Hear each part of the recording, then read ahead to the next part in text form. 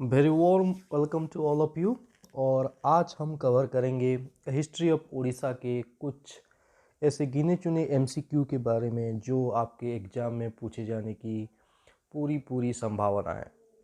जैसे कि आने वाला है आपका ओपीएससी का जो एसओ एग्ज़ाम आने वाला है, उसमें ये सब सारे एमसीक्यू देखे जा सकते हैं। और ये हमने दो भाग में डिवाइड किया है। तो पहला पार्ट जो होगा ये ब्रिटिशर्स के आने से पहले का उड़ीसा होगा, और दूसरा भाग जो होगा वो ब्रिटिशर्स के आने की बाद का उड़ीसा होगा। तो पहले पार्ट में हम डिसाइड करेंगे, हम पढ़ाई करेंगे जो राजे रजवाड़े थे हमारे उड़ीसा के, उन्हीं के बारे में। और बिना किसी टाइम गवाते हुए चलिए शुरू करते हैं हमारा उड़ीसा हिस्ट्री का ये पहला भाग।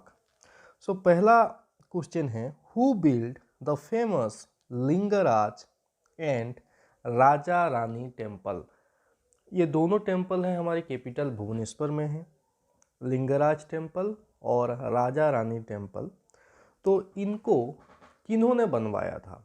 सोमवंशी, गंगस, गजपति या फिर छेदी, किन्होंने बनवाया था लिंगराज मंदिर, जो एक शैव मंदिर है, शिव जी की वहाँ पर पूजा होती है।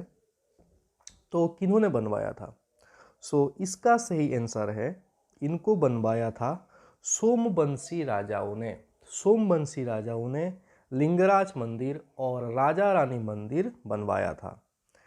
तो सेकेंड जजाति केसरी, ये एक राजा थे सोमवंशी के, सोमवंश के, जिन्होंने बनवाया था लिंगराज मंदिर। सोमवंशी डायनेस्टी याद करने की आपको ज़रूरत है। Second question, Janmejaya Karnadev were king of Orissa belongs to which dynasty. Janmejaya Karnadev ये किंग थे कौन से राजवंश के? सोमवंशी, गंगास, गजपति या फिर छेदी, ये कौन से राजवंश के राजा थे? जन्मजय और कर्णदेव। तो आपको ये याद रखना होगा कि ये दोनों सोमवंशी राजा थे, जन्मजय और Karnadev. Janmejaya first, Janmejaya second, Janmejaya first Jajati Keshari, second Jajati Keshari, Karnadev are belongs to Somvanshi dynasty.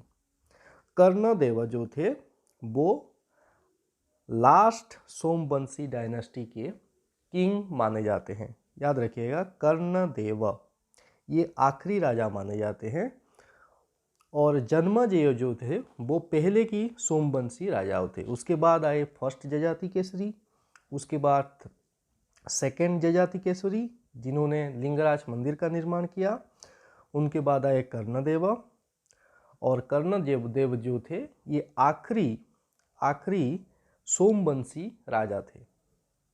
Who was founded Ganga dynasty in Orissa. Ganga dynasty की स्थापना उड़ीसा में किन्होंने की थी? नरसिम्हा देवा, चोड़गंगा देवा, जजाति केसरी या फिर खारवेला। ये आपको मालूम होगा कि गंगा डायनास्टी की स्थापना चोड़गंगा देव ने की थी। चोड़गंगा देव, इन्होंने गंगा डायनास्टी की शुरुआत की थी, और इनके पहले जो थे सोमवंशी डायनास्टी, इनको हराकर इन्होंने गंगा डायनास्टी का शुरुआत किया था उड़ीसा में। तो इनके पहले थे कौन? इनके पहले थे सोमवंशी डायनास्टी। तो सोमवंशियों को हराकर चोड़गंगा देव ने उड़ीसा में गंगा डायनास्टी की शुरुआत की। Ramanuj, great preachers of Vaishnav religion, came to India, यहाँ पर हो गया है और इसके लिए हमें खेत है, वो उड़ीसा होगा। Came to Orissa during the regime of which king. Ramanuj जो एक वैष्णव धर्म के, वैष्णव धर्म मतलब जो धर्म विष्णु की पूजा करता है, तो वे बहुत ही बड़े कथावाचक थे वैष्णव धर्म के रामानुज। वो किनके टाइम पर उड़ीसा आए थे? नरसिम्हा देवा, चोड़गंगा देवा, जजाति केसरी या फिर खाराबेला।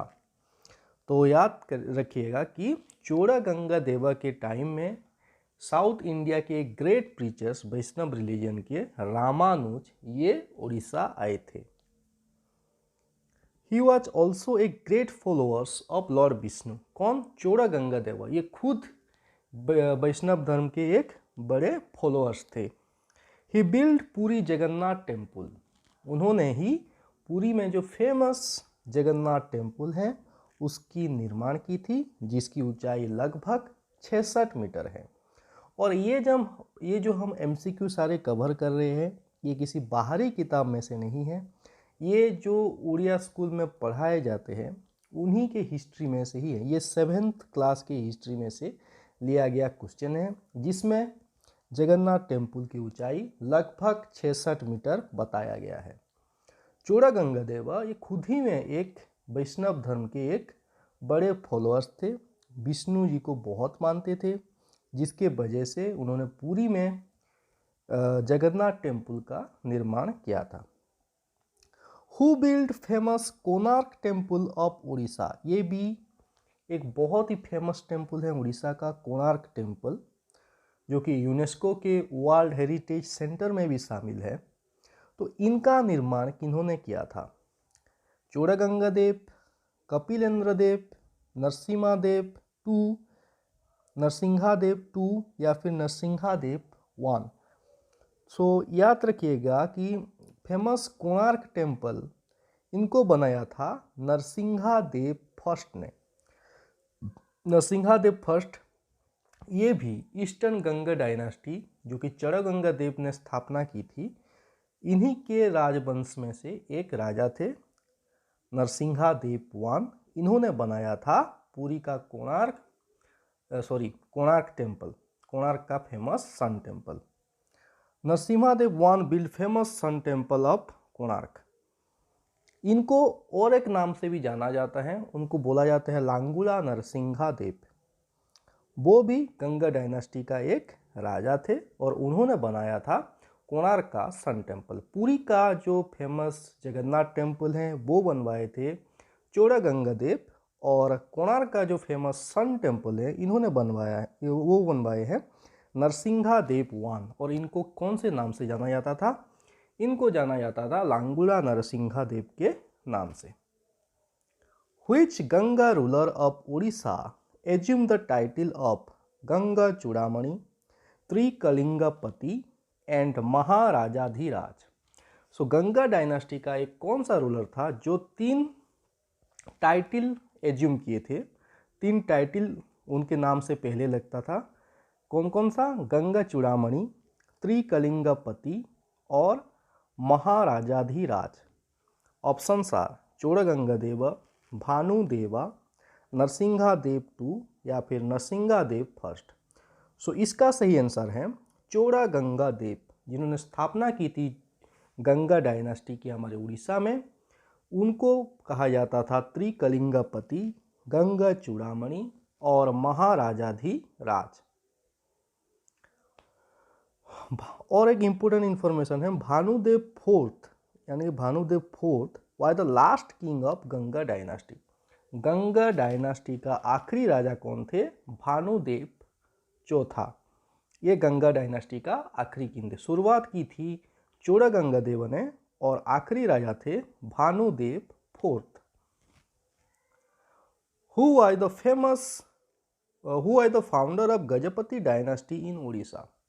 गजपति डायनास्टी और एक राजवंश है, इनकी शुरुआत किन्होंने की थी? कपिलेंद्र देव, पुरुषोत्तम देव, प्रतापरुद्र देव या फिर भीमा देवा। सो इसका सही आंसर है कपिलेंद्र देव।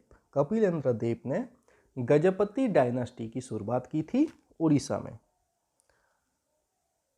और इनको सूर्यवंशी डायनास्टी भी कहा जाता है। गजपति डायनास्टी को पहले थे सोमवंशी, उसके बाद आए गंगा डायनास्टी और उसके बाद आए गजपति, और गजपति डायनास्टी को सूर्यवंशी भी बोला जाता है। इनकी शुरुआत की थी कपिलेंद्र देवा ने। Sarala Das wrote Odia Mahabharata at the time of which king? Sarala Das थे, एक कवि थे जिन्होंने क्या लिखा है, वो उड़िया महाभारत लिखा है, महाभारत को उड़िया में ट्रांसलेट किया है। वो किसके टाइम में वो महाभारत को उड़िया में ट्रांसलेट किया था? कपिलेंद्र देव, पुरुषोत्तम देव, चोड़गंगा देवा या फिर मुकुंदा देवा? सो इसका सही आंसर है Gajapati dynasty first king Kapilendra Dev के टाइम सारला दास ने महाभारत रचना की थी उड़िया में। और महाभारत के साथ साथ इन्होंने और एक किताब भी लिखी है, क्या? चंडी पुराण। चंडी पुराण और महाभारत सारला दास ने कपिलेंद्र देवा के टाइम लिखी थी। Who was the eldest son of Kapilendra Dev? Kapilendra Dev के सबसे बड़े पुत्र का नाम क्या था? प्रताप रुद्र देव, हिमबीर, पुरुषोत्तम देव या फिर इनमें से कोई नहीं? सो याद रखिएगा, कपिलेंद्र देव के सबसे बड़े बेटे का नाम था Himbir. Himbir was the eldest son of the founder of Gajapati dynasty Kapilendra Dev. जो कपिलेंद्र देव थे जिन्होंने गजपति डायनास्टी की शुरुआत की थी, उनके सबसे बड़े बेटे का नाम था Himbir. But his another son Purushottam Dev defeated Himbir and seize the throne. But उनका एक बेटे थे कि पुरुषोत्तम देव, उन्होंने हिमबीर को हराकर जो थ्रोन था वो राजा बन गए थे। लेकिन उनके बड़े बेटे का नाम था हिमबीर। लेकिन पुरुषोत्तम देव जो थे उन्होंने हिमबीर को हराकर कब्जा कर दिया था राज सिंहासन पर। Who attacked southern part of Odisha after the death of Kapilendra देव? सो आपको हिस्ट्री में जब जाएंगे, जब कपिलेंद्र देव की मौत हो गई तो एक गृह युद्ध छिड़ गया था उनके राजवंश में, जिन्होंने हम पहले में से पहले की क्वेश्चन में कवर किया कि हिमबीर उनके बड़े बेटे थे, लेकिन राज सिंहासन पर कब्जा किया किन्होंने? पुरुषोत्तम देव, उनका और एक लड़का। तो इन दोनों के बीच एक गृह युद्ध छिड़ गया था कि कौन सिंहासन में बैठेगा। सो इसका फायदा लेकर जो उड़ीसा का सदर्न पार्ट था वहां पर एक राजा ने अटैक कर दिया था। सो वो राजा कौन थे ये पूछा गया है हमारे क्वेश्चन में। सातकर्णी, अशोका, नवाब ऑफ हैदराबाद या फिर सुलभा नरसिम्हा? इसका सही आंसर है सुलभ नरसिम्हा। गृह युद्ध का फायदा लेकर सुलभ नरसिम्हा ने उड़ीसा के सदर्न पार्ट पर अटैक कर दिया था। During the home war between Himbir and Purushottam Dev, south king Sulabh Narasimha attack and occupied some area of south of Gajapati dynasty. Gajapati dynasty के कुछ एरिया पर उन्होंने कब्जा कर दिया था। लेकिन पुरुषोत्तम देव जो थे बहुत ही उनके पास बहुत ही बड़ी सेना थी, तो उन्होंने फिर क्या किया, अटैक कर सुलभ नरसिम्हा को वो सारे रिकैप्चर कर दिए, वो सारे उनसे छुड़ा लाए। और ये सब करने के बाद उन्होंने उसकी बेटी सुलभ नरसिम्हा की बेटी जो थी उनके साथ उनकी शादी भी कर दिए थे पुरुषोत्तम देव। पुरुषोत्तम देव जो थे सुलभ नरसिम्हा की बेटी से शादी किए थे। हु सक्सीडेड पुरुषोत्तम देव? पुरुषोत्तम देव की बाद राजा कौन बने? प्रताप रुद्र देव, मुकुंद देव, कपिलेंद्र देव या फिर खाकुरा देव? सो इसका सही आंसर है प्रताप रुद्र देव। प्रताप रुद्र देव जो थे पुरुषोत्तम देव के बाद राजा बने थे। पहले राजा थे गजपति डायनास्टी जिन्होंने शुरुआत की थी, वो थी कपिलेंद्र देव। उसके बाद राजा बने पुरुषोत्तम देव और पुरुषोत्तम देव के बाद राजा बने प्रताप रुद्र देव।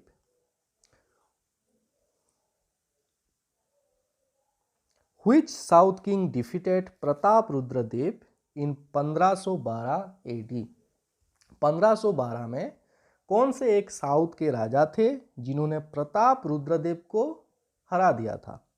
सुलभ नरसिम्हा, नवाब ऑफ बंगाल, नवाब ऑफ हैदराबाद या फिर कृष्णदेवराय? इसका सही आंसर है साउथ किंग कृष्णदेवराय जो थे उन्होंने 1512 में प्रताप रुद्र देव को हरा दिया था। ये विजयनगर के किंग थे कौन? कृष्णदेवराय। इन्होंने अटैक कर बहुत सारे गजपति डायनास्टी के एरिया को इन्होंने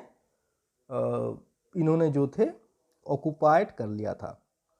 उसके बाद क्या होता है, प्रताप रुद्रदेव और कृष्णदेवराय के बीच एक संधि होती है और प्रताप रुद्रदेव की जो एक लड़की थी उस लड़की को उन्होंने क्या किया, उन्होंने वो साउथ किंग कृष्णदेव राय के साथ विवाह कर लिया, शादी कर दिया।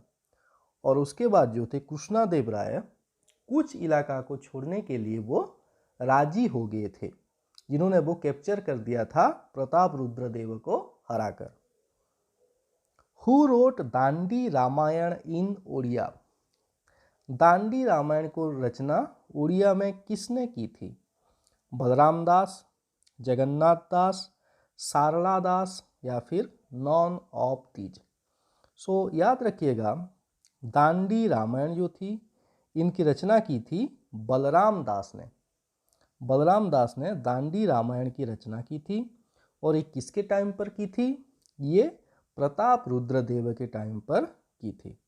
और एक बात, जगन्नाथ दास जो थे उन्होंने उड़िया भागवत लिखी हैं और उड़िया भागवत की रचना भी प्रताप रुद्रदेव के टाइम पर हुआ था। सो ये दोनों कीर्ति, एक जो थी क्या, प्रताप रुद्र, ये बलराम दास का दांडी रामायण और जगन्नाथ दास का भागवत, ये दोनों प्रताप रुद्रदेव के टाइम पर हुआ था। हु बिल्ड रत्ना मंडप इनसाइड पुरी जगन्नाथ टेम्पल? जो पुरी जगन्नाथ टेम्पल के अंदर एक है क्या, रत्न मंडप, वो किन्होंने बनवाई थी? कौन सी राजा जो थे जो पूरी मंदिर के अंदर रत्न मंडप की निर्माण की थी? चोड़गंगादेव, पुरुषोत्तम देव, प्रताप रुद्रदेव या फिर कपिलेंद्र देव? पूरी मंदिर, जगन्नाथ मंदिर बनवाई थी चोड़गंगादेव ने, जो कि गंगा डायनास्टी के राजा थे।